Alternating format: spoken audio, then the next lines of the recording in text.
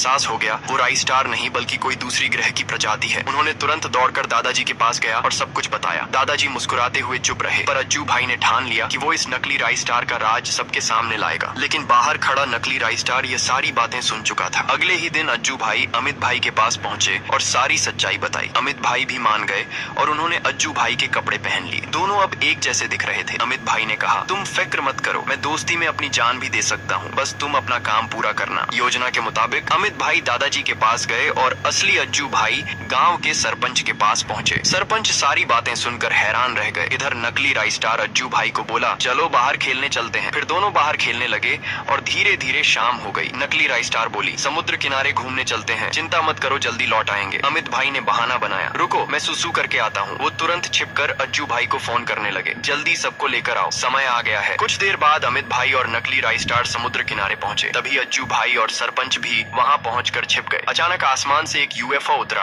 और उसने अमित भाई को उठाकर ले गया। लेकिन तभी अज्जू भाई और सरपंच ने उस नकली राई स्टार को पकड़ लिया और अगले सुबह उसे पेड़ पे बांध दिया। सरपंच ने सख्ती से कहा, जल्दी गांव के सारे बच्चों को वापस कर, नहीं तो तुझे जला दूंगा। पहले तो वो एलियन चुप रहा, लेकिन जैसे ही आग दिखाई गई वो डर कर रोने लगा और अपनी जान की भीख मांगने लगा। मजबूर होकर फोन बूथ ऑन किया और अंदर जाकर उसने यूएफओ को कॉल किया और बच्चों को वापस लाने का आदेश दिया। कुछ ही देर में 2 यूएफओ लौटे और उन्होंने सारे अपहृत बच्चों को सुरक्षित छोड़ दिया। हर परिवार अपना बच्चे से मिलकर खुशी से रो पड़े। इसके बाद एलियन अपना असली रूप में आया और यूएफओ में बैठकर हमेशा के लिए लौट गया। पूरा गांव राहत की सांस लेने लगा। अज्जू भाई और अमित भाई की दोस्ती और साहस की चर्चा पूरे गांव में फैल